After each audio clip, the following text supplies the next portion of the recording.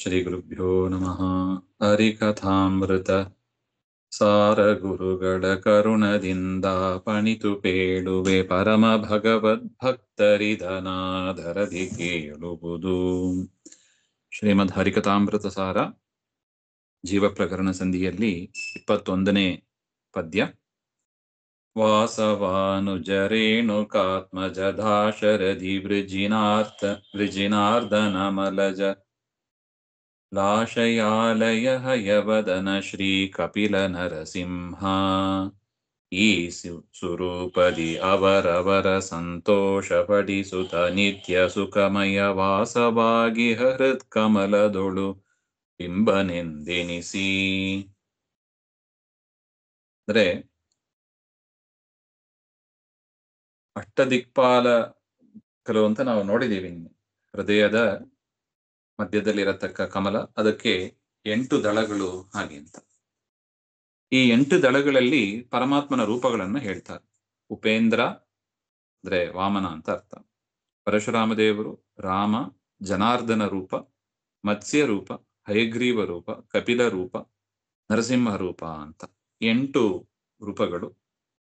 ಈ 8 ರೂಪಗಳು ಇಂದ್ರ, ಅಗ್ನಿ, ಯಮ ಮುಂತಾದವರ ಒಳಗೆ ನಿಯಾಮಕನಾಗಿ ಇರತಕ್ಕವರು. ಆ 8 ಭಗವಂತನ ರೂಪಗಳು ಅಷ್ಟದಿಕ್ಪಾಲಕರು, ಅವರಿಗೆ ಪ್ರೇರಕನಾಗಿ ನಿಯಾಮಕನಾಗಿ ಇರತಕ್ಕ ಪರಮಾತ್ಮನ ರೂಪಗಳು ಇವು 8.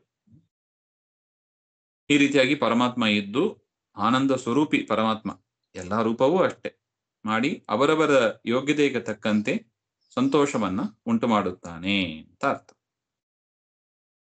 ಅವರವರ ಸ್ವರೂಪದಿ ಈ 8 ರೂಪದಿಂದ ಇದ್ದು ಅವರವರ ಸಂತೋಷ ಪಡಿಸುತ್ತಾ ಅವರವರ ಯೋಗ್ಯತೆಗೆ ತಕ್ಕಂತೆ ಪ್ರಾಚೀನ ಕರ್ಮಕ್ಕೆ ತಕ್ಕಂತೆ ಅವರನ್ನ ಸಂತೋಷ ಪಡಿಸುತ್ತಾ ನಿತ್ಯ ಸುಖಮಯ ಬಿಂಬನೆಂದೆನಿಸಿ, ಆ ನಿತ್ಯ ಸುಖ ಸ್ವರೂಪನಾದ ಪರಮಾತ್ಮ ಶ್ರೀಹರಿ ಬಿಂಬ ಅಂತ ಕರೆಸಿಕೊಳ್ಳಲ್ಪಡುವವನಾಗಿ ಹೃತ್ಕಮಲದೊಳು ವಾಸವಾಗಿ, ಹೃದಯ ಕಮಲದಲ್ಲಿ ವಾಸವಾಗಿ ಇರ್ತಾನೆ ಅಂತ ಅಭಿಪ್ರಾಯ.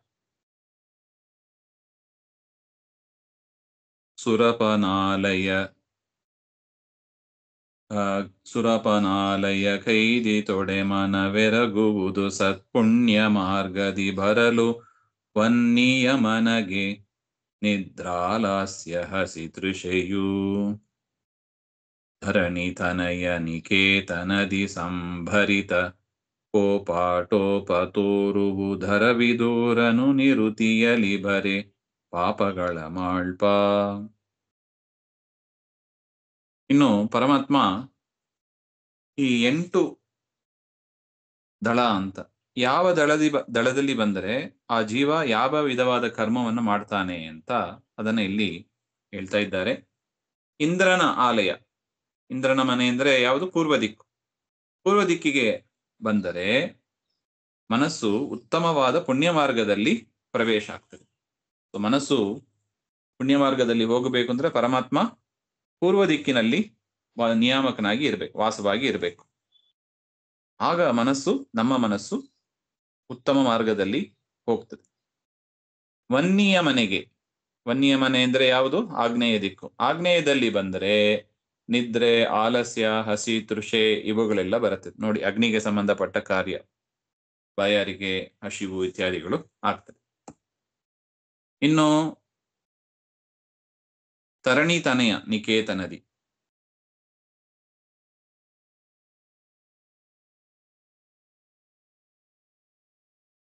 ತರಣಿ ತನಯ ನಿಕೇತನ ಅಂದ್ರೆ ತರಣಿ ಅಂದ್ರೆ ಸೂರ್ಯ, ಸೂರ್ಯನ ಮಗ ಅಂದ್ರೆ ಯಮ. ಯಮನ ದಿಕ್ಕಿಗೆ ಪರಮಾತ್ಮ ಬಂದರೆ, ಅದನ್ನ ಆಕ್ಟಿವೇಟ್ ಮಾಡಿದರೆ ಏನಾಗ್ತದೆ? ಸಂಭರಿತ ಕೋಪಾಟೋಪ ಅಂದ್ರೆ ಚೆನ್ನಾಗಿ ಕೋಪ ಬರೋದಂತ. ಅರಬಿಧೂರನು ನಿರುತಿಯಲ್ಲಿರೆ, ನೈಋತ್ಯ ದಿಕ್ಕಿಗೆ ಬಂದ್ರೆ ಪಾಪಗಳ ಮಾಳ್ಪ, ಪಾಪಕರ್ಮವನ್ನು ಮಾಡ್ತಾನೆ ಅಂತ ಹೇಳ್ತಾರೆ. ಇಲ್ಲಿ 4 ದಿಕ್ಕುಗಳಲ್ಲಿ ಪೂರ್ವ, ಆಗ್ನೇಯ, ದಕ್ಷಿಣ, ನೈಋತ್ಯ 4 ದಿಕ್ಕಿನಲ್ಲಿ ಪರಮಾತ್ಮ ಸಂಚಾರ ಮಾಡ್ತಾ ಇದ್ದಾನೆ ಅಂತ ನಾವು ನೋಡಿದ್ದೀವಿ. ಸಂಚಾರ ಕ್ರಮದಲ್ಲಿ ಯಾವ್ಯಾವ ದಿಕ್ಕಿಗೆ ಬರ್ತಾನೋ ಆ ಕೆಲಸಗಳನ್ನ ಮನಸ್ಸು ಮಾಡುತ್ತದೆ, ಜೀವರ ಮನಸ್ಸು ಮಾಡುತ್ತದೆ ಅಂತ ಒಟ್ಟು. ಇನ್ನು ಉಳಿದ 4 ದಿಕ್ಕು ಅದನ್ನ ಮುಂದಿನ ಪದ್ಯದಲ್ಲಿ ಹೇಳ್ತಾ ಇದ್ದಾರೆ. ವರುಣನಲ್ಲಿ ವಿನೋದ ಹಾಸ್ಯವು ಮರುತನೊಳು ಗಮನಾಗಮನ ಹಿಮಕರಧನಾಧಿಪನಲ್ಲಿ ಧರ್ಮದ ಬುದ್ಧಿ ಜನಿಸುವುದು. ಹರಣ ಮಂದಿರದಲ್ಲಿ ಗೋಧನ ಧರಣಿ ಕನ್ಯಾದಾನಗಳ ಒಂದರಗಳಿಗೆ ತಡೆಯದಲೆ ಕೊಡುತಿಹ ಚಿತ್ತ ಪುಟ್ಟುವುದು. ಇನ್ನು ವರುಣನ ದಿಕ್ಕು ಪಶ್ಚಿಮಕ್ಕೆ ಸಂಚಾರ ಕ್ರಮದಲ್ಲಿ ಪರಮಾತ್ಮ ಬಂದ್ರೆ ವಿನೋದ ಹಾಸ್ಯವು ಅಂದ್ರೆ ನಗು, ಕಾಮಿಡಿ ಅಂತ ಏನ್ ಹೇಳ್ತಾರೆ, ಅದರಲ್ಲಿ ಕಾಲ ಕಳೆಯುವ ಬುದ್ಧಿ ಬರುತ್ತದೆ.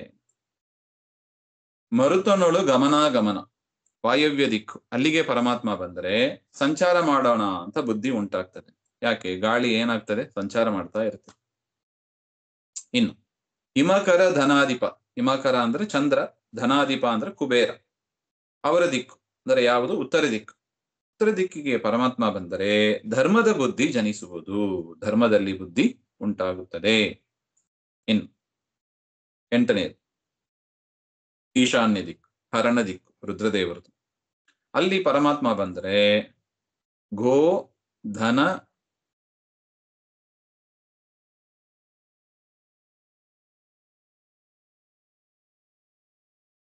ಗೋಧನ ಧರಣಿ ಕನ್ಯಾದಾನಗಳು ಅಂದರೆ ಗೋದಾನ, ದ್ರವ್ಯಗಳ ದಾನ, ಭೂದಾನ, ಕನ್ಯಾದಾನ, ಇದನ್ನ ಅರೆಗಳಿಗೆ ಕೂಡ ತಡೆ ಮಾಡದೆ ಅಂದ್ರೆ ಬಂದ ಕೂಡ್ಲೆ ಆಗ್ತದೆ ಅಂತ ಆತರ ಚಿತ್ತ ಹುಟ್ಟುವುದು, ಆತರ ಬುದ್ಧಿ ಉಂಟಾಗುತ್ತದೆ. ದಾನ ಮಾಡೋಣ, ಗೋದಾನ, ದ್ರವ್ಯದಾನ, ಭೂದಾನ, ಕನ್ಯಾದಾನ, ದೊಡ್ಡ ದೊಡ್ಡ ದಾನಗಳು ಇವೆ, ಮಹಾದಾನ. ಅಂತಹ ದಾನಗಳನ್ನ ಮಾಡುವ ಬುದ್ಧಿ ಕೂಡಲೇ ಬಂದ್ಬಿಡುತ್ತದೆ ಪರಮಾತ್ಮ ಈಶಾನ್ಯಕ್ಕೆ ಬಂದರೆ.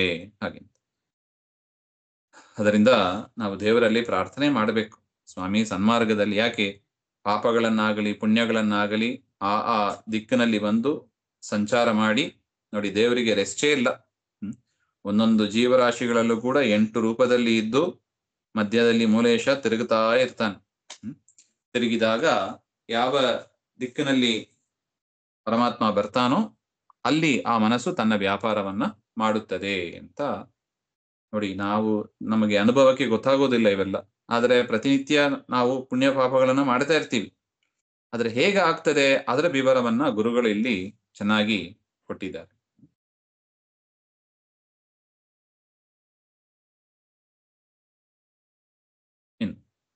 ಹೃದಯದೊಳಗೆ ವಿರಕ್ತಿ ಕೇಸರಗೊದಗೆ ಸ್ವಪ್ನ ಸುಷುಪ್ತಿ ಲಿಂಗದಿ ಮಧುಹ ಕರ್ಣಿಕೆಯಲ್ಲಿ ಭರೆ ಜಾಗ್ರತೆಯು ಪುಟ್ಟುವುದು.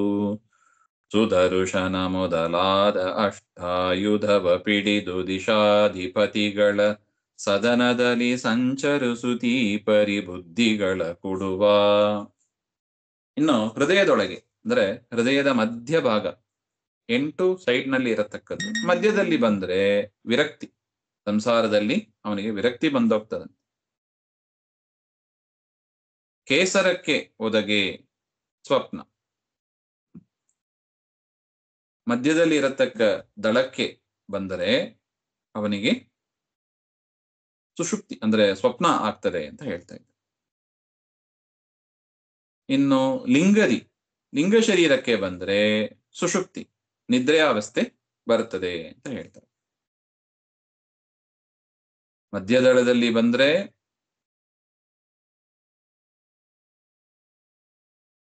ಸ್ವಪ್ನ ಬರುತ್ತದೆ.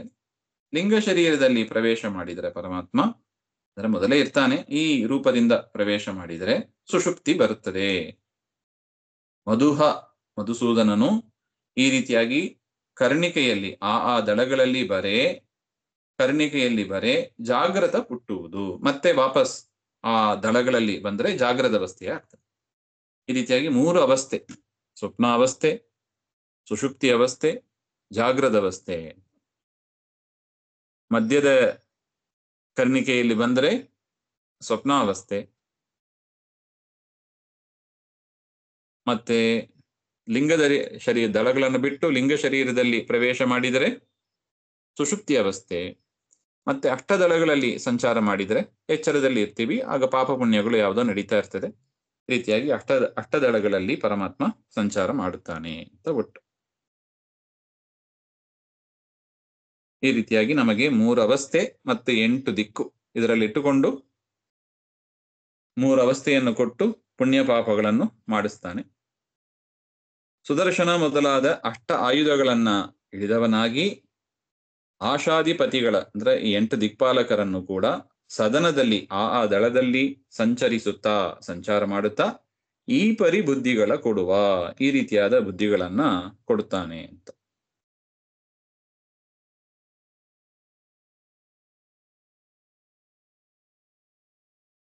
ನೋಡಿ, ಅಷ್ಟದಳದಲ್ಲಿ ಸುಮ್ಮನೆ ಇದ್ರೆ ವೈರಾಗ್ಯ, ಅಷ್ಟದಳ ಬಿಟ್ಟು ಮಧ್ಯದಲ್ಲಿ ಬಂದ್ರೆ ವೈರಾಗ್ಯ ಪುಟ್ಟುತ್ತದೆ.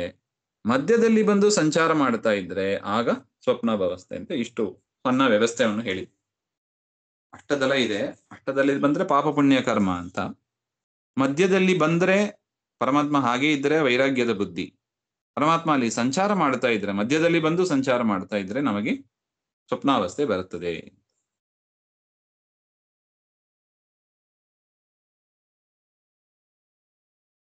ಈ ರೀತಿಯಾಗಿ ಪರಮಾತ್ಮನ 8 ಆಯುಧಗಳು ಚಕ್ರ, ಶಂಖ, ಗದಾ, ಪದ್ಮ, ಧನುಸ್ಸು, ಬಾಣ, ಇನ್ನು ಖಡ್ಗ, ಚರ್ಮ, ಹಾಗೆ ಅಂತ ಈ ರೀತಿಯಾಗಿ 8 ಆಯುಧಗಳನ್ನ ಧರಿಸಿ ಶ್ರೀ ಬಿಂಬ ಎನ್ನುವ ಹಂಸರೂಪಿ ಪರಮಾತ್ಮ ಅಷ್ಟ ದಿಕ್ಪಾಲಕರ ದಳಗಳಲ್ಲಿ ಸಂಚಾರ ಮಾಡ್ತಾ ಈ ರೀತಿಯಾದ ಬುದ್ಧಿ ಬರುತ್ತದೆ ಅಂತ ಹೇಳ್ತಾರೆ. ಹಂಸರೂಪಿ ಪರಮಾತ್ಮ ಅಂತಾನು ಹೇಳ್ತಾರೆ. ಇನ್ನು ಮುಂದಿನ ವಿಚಾರ ಮತ್ತೆ ನೋಡೋಣ.